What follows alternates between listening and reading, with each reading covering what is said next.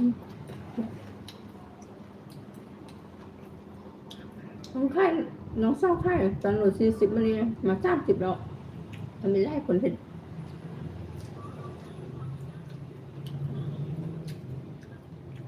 ทรงห้างทรงเนาะเห็นเขาจะเห็ดยำสลัดอันงานใหญ่เขาจะใส่เลยอันสินดาสินจุ่มเขาจะใส่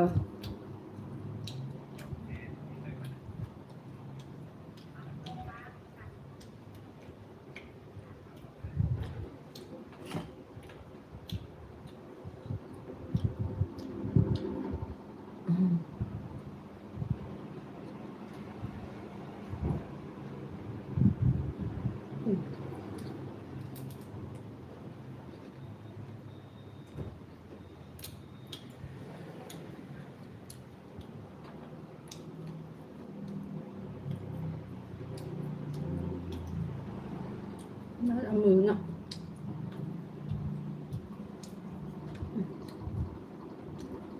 จุน้ำกะหรี่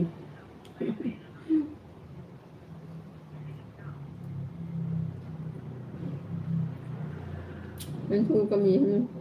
มันบอกนั้นสะดวกคือมือเนาะ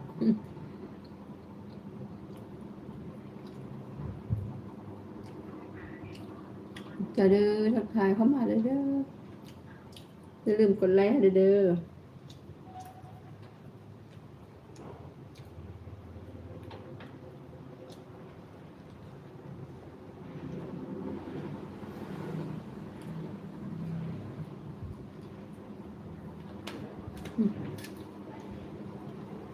ชอบหมก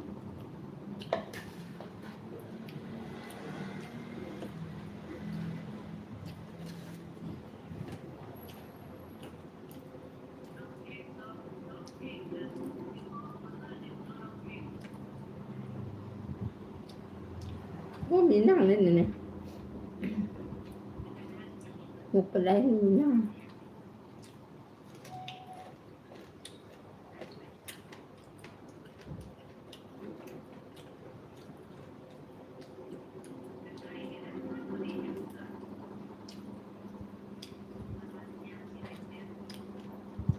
เล่นกับปูแป้ง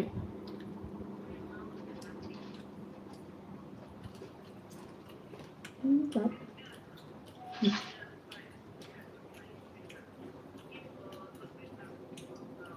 ปูแป้ง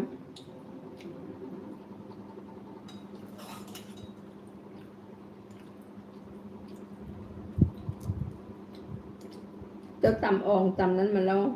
เดี๋ยวเอายัดอึกมันอึกยัดอ่องน้อยๆมีไข่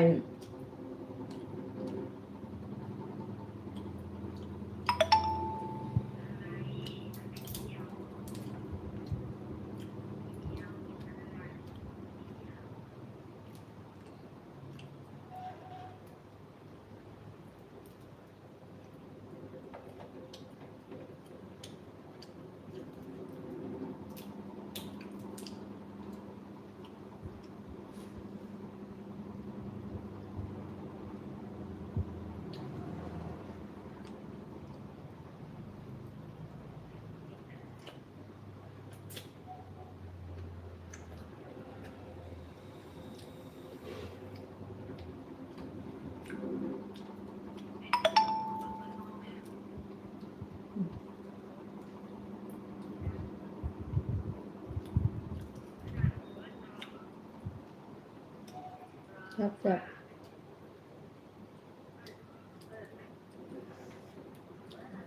ไข่นะยัดนะ